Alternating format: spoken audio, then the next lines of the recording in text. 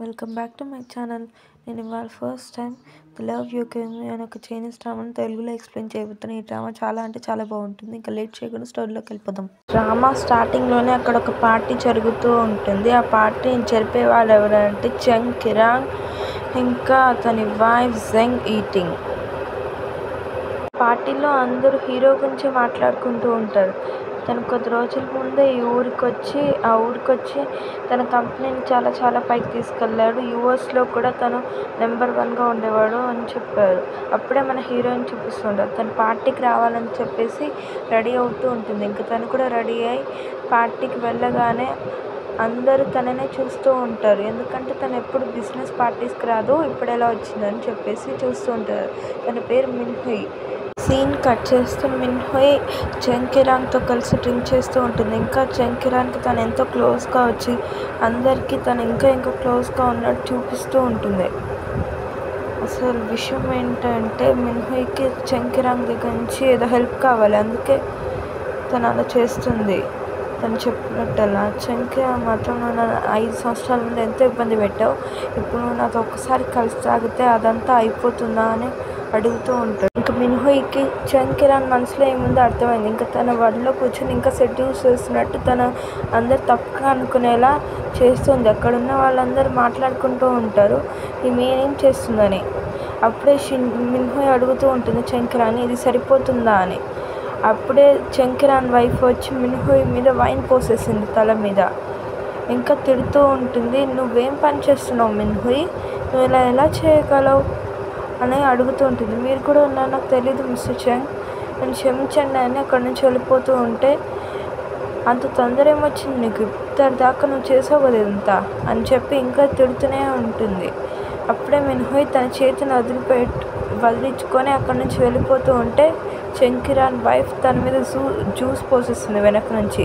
షించి వెనకొచ్చి నిల్చుంటే ఆ జ్యూస్ తన మీద పడిపోయింది. అప్పుడే మిన్హుయ్ వెనక్కి తిరిగి గుర్తు చేసుకుంటూ ఉంది తను షించిని ఎలా కలిసిందని. 5 years ముందే వాళ్ళు కలిశారు. వాళ్ళు పెళ్లి చేసుకుందాం అనుకున్నా కానీ బ్రేకప్ అయిపోయింది. అది హీరోయిన్ వల్ల అయిందని చూపించారు కానీ క్లియర్గా ఏం చూపించలేదు. హీరో హీరోయిన్ని సేవ్ చేశాడు.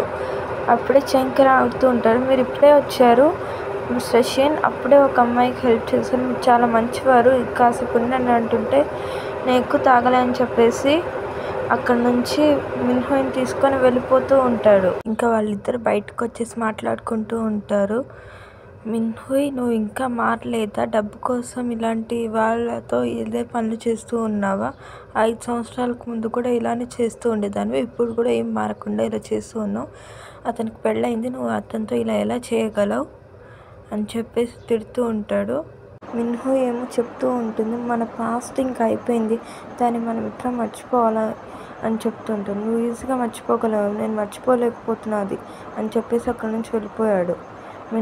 ఇప్పుడు మిన్హుయ్ బయటకు వచ్చి చెంగ్ కిరాంగ్కి కాల్ చేస్తూ ఉంటుంది, నువ్వు చెప్పినట్టే అంతా చేశాను, ఇప్పుడు నువ్వు మీ నాన్నగారిని వచ్చి మా అబ్బాయికి సర్జరీ చేయమని చెప్పు అని చెప్తూ ఉంటాడు.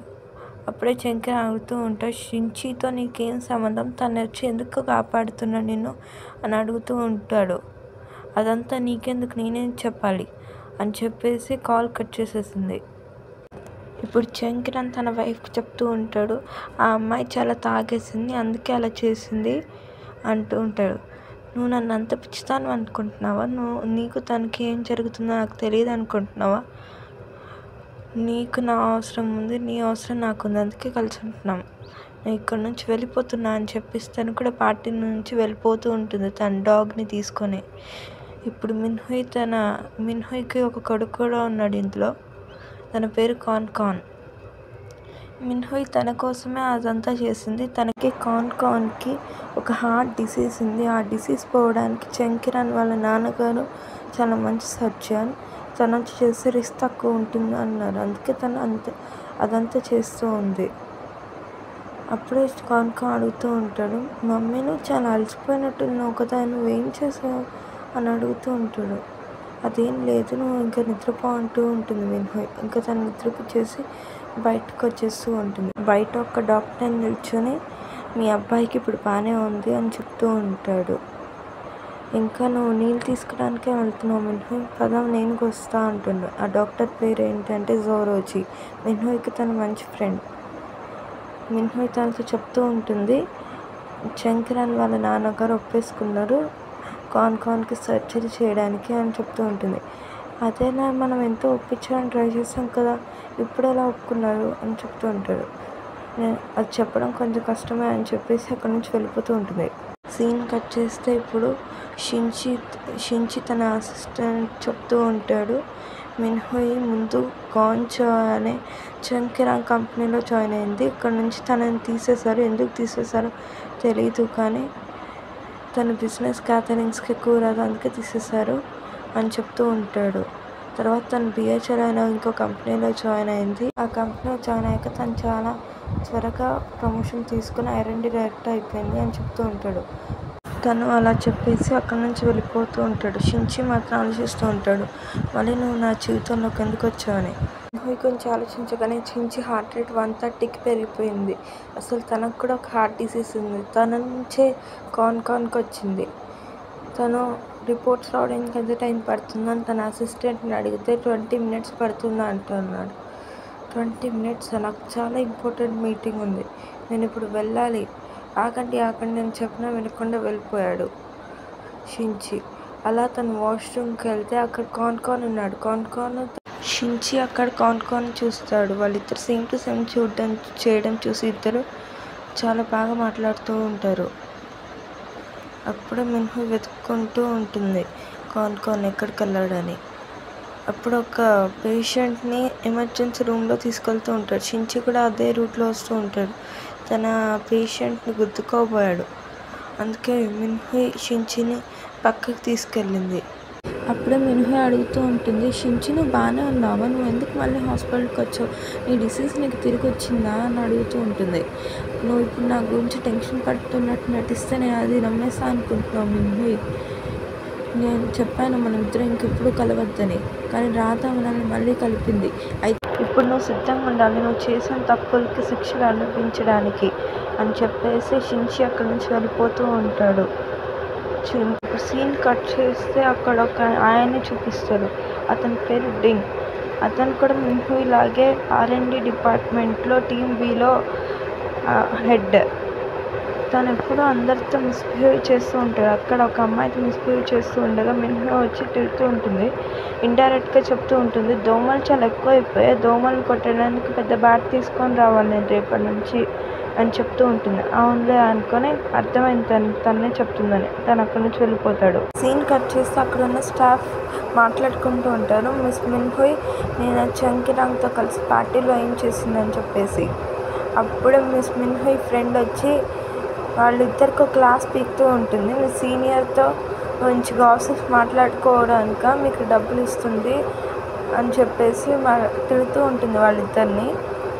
అప్పుడే మిస్ మిన్హోయ్ కూడా వచ్చి వాళ్ళిద్దరికి ఒక క్లాస్ పీకింది. అలా వాళ్ళిద్దరు క్లాస్ పీకేసి అక్కడి నుంచి వెళ్తూ ఉంటారు. ఇంకా వాళ్ళిద్దరు అక్కడి నుంచి వచ్చేసి మాట్లాడుకుంటూ ఉంటారు. ఇది చాలా చిన్న ఏరియా, ఇక్కడ ఏం జరిగినా సరే టెక్నాలజీతో అందరికీ ఓ 2 hours అయినా తెలిసిపోతుంది అని చెప్తూ ఉంటుంది. నువ్వు అక్కడ నిన్న పార్టీలో చేసింది గురించి అందరూ మాట్లాడుకుంటూ ఉంటున్నారు అని చెప్తుంది. వాళ్ళంతా ఏం మాట్లాడుకుంటున్నారో అదంతా నాకు అవసరం లేదు అని చెప్తూ ఉంటుంది మిన్హోయ్. అప్పుడే వాళ్ళ ప్రాజెక్ట్కి ఏదో ప్రాబ్లం వచ్చిందని చెప్పేసి వాళ్ళ బాస్ని కలవడానికి వెళ్ళారు. వాళ్ళ బాస్ని అడుగుతూ ఉంటారు, GRN హాస్పిటల్ మన ప్రాజెక్ట్ని ఎందుకు క్యాన్సిల్ చేశారని. అక్కడ ఒక మేజర్ షేర్ హోల్డర్ వచ్చారు, వాళ్ళే మన ప్రాజెక్ట్ని క్యాన్సిల్ చేశారు, కానీ ఎందుకు అని చెప్తుంటే మిన్హోయ్ నేను పార్టీలో చేసిన దాని గురించి అందరూ మాట్లాడుకుంటూ ఉన్నారు, దానివల్ల మన కంపెనీకి కూడా చెడ్డ పేరు వచ్చిందని చెప్తూ ఉంటాడు. నేనే మీ కంపెనీకి బ్రాండ్ అంబాసిడర్ అని కాదు, నా ఒక్కదాని వల్ల కంపెనీకి ఎలా చెడ్డ పేరు వస్తుందని మిన్హోయ్ డిసైడ్ చేసుకుంది తన మేజర్ షేర్ హోల్డర్తోనే మాట్లాడాలని చెప్పేసి. ఇంకా మిన్హోయ్ ఫ్రెండ్ కాము ఏమో తనని BHL కంపెనీకి పంపించింది. ఆ పార్టీలో అందరూ ఆ ప్రెసిడెంట్ని ఇంప్రెస్ చేయడానికి ట్రై చేస్తున్నాడు. ఖచ్చితంగా అతనే మేజర్ షేర్ హోల్డర్, అతన్ని ఎలాగైనా ఒప్పించు మన డీల్ని తీసుకోవడానికి అని చెప్తూ ఉంటుంది. సరే అని చెప్పేసి మిన్హోయ్ ప్రెసిడెంట్ని కలవడానికి వెళ్తే ఆ ప్రెసిడెంట్ ఎవరో కాదు, షించి. షించీని అక్కడ చూసి, నువ్వే ఈ కంపెనీకి ప్రెసిడెంట్ అని నాకు తెలీదు, నేను మీస్ ప్రాజెక్ట్ గురించి మాట్లాడడానికి వచ్చాను, నువ్వు ప్రాజెక్ట్ని ఎలాగైనా తీసుకో షించీ అని చెప్పేసి కన్విన్స్ చేయడానికి ట్రై చేస్తూ మాట్లాడుతూ ఉండగానే షించీ అయితే అక్కడి నుంచి వెళ్ళిపోతూ ఉంటాడు. ఇంకా చెప్తూ ఉంటాడు, తన వెనకే వెళ్ళింది మిన్హు ఇంకా చెప్తూ ఉంటుంది, ఇది చాలా మంచి ప్రాజెక్ట్, నువ్వు దీన్ని ఎలాగైనా తీసుకోవాలని చెప్తూ ఉంటుంది. ఈ కంపెనీకి బిగ్గెస్ట్ షేర్ హోల్డర్గా ఈ ప్రాజెక్ట్ని క్యాన్సిల్ చేయాలో తీసుకోవాలని నా డెసిషన్ అని చెప్తూ ఉంటాడు. ఇంకా చెప్తూ ఉంటాడు, నేను చెప్పాను కదా నువ్వు చేసిన తప్పులకు శిక్ష అనుభవం చేస్తా అని, కుదరదంటే కుదరదు, ఈ ప్రాజెక్ట్ తీసుకోవాలని చెప్పేసి వెళ్ళిపోతూ ఉంటాడు. ఇంకా నైట్ తన అసిస్టెంట్ చెప్తూ ఉంటాడు మీస్ ప్రాజెక్ట్ గురించి, అది చాలా మంచి ప్రాజెక్ట్ అని. అయినా షించి వినలేదు. ఇంకా తన అసిస్టెంట్ ఇది కూడా చెప్తూ ఉంటాడు, నెక్స్ట్ వీకెండ్ మీరు ఒక బ్లైండ్ డేట్కి వెళ్ళాలి అని చెప్పేసి. షించీకి అయితే ఇష్టం లేదు, కానీ తన అసిస్టెంట్ ఎలాగైనా ఒప్పించారు తనతో. అలా సీన్ కట్ చేస్తే నెక్స్ట్ డే మిన్హుయ్ మళ్ళీ షించీ ఆఫీస్కి వచ్చి ఎలాగైనా తను ఆ ప్రాజెక్ట్ గురించి ఒప్పించాలని చెప్పేసి చాలా ట్రై చేస్తూ ఉంది. తన ప్రాజెక్ట్ కోసం చాలా కష్టపడుతూ ఉంది తను. అలా షించీ మాత్రం అస్సలు ఒప్పుకోవట్లేదు. అలా 2 days గడిచిపోయాయి. వీకెండ్ రాగానే షించీ ఒక బ్లైండ్ డేట్కి వెళ్తాడు తన అసిస్టెంట్ చెప్పినట్టు. కానీ ఆ బ్లైండ్ డేట్లో చాలా బోర్ కొడుతూ ఉంటుంది తనకి. ఆ బ్లైండ్ డేట్కి వచ్చిన అమ్మాయి చాలా ఎక్కువగా చాలా బోర్ కొట్టిస్తూ మాట్లాడుతూ ఉంటుంది. షించీకి ఏం మాట్లాడలేక ఇంట్రెస్ట్ లేకపోవడం వల్ల అలా చూస్తూ ఉంటాడు. మిన్హు ఏమో తను ఎలాగైనా ఒప్పిద్దామని ఆ బ్లైండ్ డేట్లో కూడా షించీ వచ్చిన రెస్టారెంట్లో తనే కూర్చొని ఉంటుంది. తనకు కనపడకుండా వెనక సీట్లో కూర్చొని ఉంటుంది. మిన్హుకి కూడా అర్థమైంది తనకి చాలా బోర్ కొడుతుందని షించీకి. సర్లే ఇంకా నేనే తనని కాపాడుతామని చెప్పేసి షించీ దగ్గరికి వెళ్తూ ఉంటుంది. అలా షించీకి తను బాగా తెలిసినట్టు చాలా క్లోజ్గా ఉన్నట్టు చేస్తూ ఉంటుంది. ఇంకా చాలా దగ్గరగా వచ్చి చెప్తూ ఉంటుంది షించీ, ఇప్పుడు ఈ బ్లైండ్ డేట్ నీకు తప్పియాలంటే ఎలాగైనా నువ్వు రేపు 10 నిమిషాలు ఇవ్వాలని చెప్పేసి అడుగుతూ ఉంటుంది. ఇప్పుడు నేను నువ్వు చెప్తే ప్లీజ్ ఒప్పుకో అని చెప్పేసి తను ఎలాగైనా ఒప్పించేసింది. అలా షించీ తన బ్లైండ్ డేట్లో ఉన్న అమ్మాయికి చెప్తూ ఉంటాడు, తిను నా గర్ల్ ఫ్రెండ్ అని. ఇలా ఈ సీన్ కట్ అయిపోయింది. అలా ఆ సీన్ కట్ అయిపోయాక ఇప్పుడు పాస్ట్ని 5 years ముందు షించీ మిన్హు ఎలా కలిసారని చూస్తూ ఉంటారు. షించీ ఆ బబుల్స్ ఊదుతూ ఉంటాడు. అప్పుడు మిన్హు వెనక నుంచి వచ్చింది. షించీ తన అలానే చూస్తూ ఉంటాడు. మిన్హు కూడా ఏం మాట్లాడుకొని చూస్తూ ఉంటుంది. ఇంకా షించీ తన 5 years తన చిన్నప్పుడు మెమరీస్లోకి వెళ్ళిపోతూ ఉంటాడు. చిన్నప్పుడు ఒక అమ్మాయిని చూపిస్తాడు. షించీ ఆ అమ్మాయితో మాట్లాడుతూ ఉంటాడు, ఇప్పుడు నేను ఈ ఆర్ఫనేజ్ నుంచి వెళ్ళిపోతున్నాను, ఈ అనాథాశ్రమం నుంచి, నేను పెద్ద అయిపోయాక నిన్ను కూడా నాతో ఈ అనాథాశ్రమం నుంచి తీసుకొని వెళ్ళిపోతాను అని చెప్తూ ఉంటాడు. ఆ అమ్మాయే తిను అనుకుంటూ ఉంటాడు షించీ. ఇంకా అడుగుతూ ఉంటాడు ఎంతో ఎక్సైట్ అవుతూ, నువ్వే సూటియా నాన్న? ఆ సూటియా అని ఎవరో అని చూపించలేదు క్లియర్గా, కానీ వాళ్ళు బ్రేకప్ అవ్వడానికి ఆ సూతియానికి అయితే సంబంధం ఉందని చూపించారు. అసలు ఆ సూతియాన్ ఎవరు, ఎందుకు షించీ అలా పిలిచాడు అదంతా తెలుసుకోవడానికి మనం సెకండ్ ఎపిసోడ్ కోసం వెయిట్ చేయాలి. ఇంకా ఈ వీడియో మీకు నచ్చినట్టయితే like, share, subscribe and comment చేయడం మర్చిపోకండి. ఈ వీడియో నేను ఫస్ట్ టైం తీసాను, కొన్ని మిస్టేక్స్ ఉండొచ్చు అనుకుంటున్నాను ఎక్స్ప్లెనేషన్లో. ఎలా ఉందో ప్లీజ్ కామెంట్ చేయండి. See you later, bye Tata.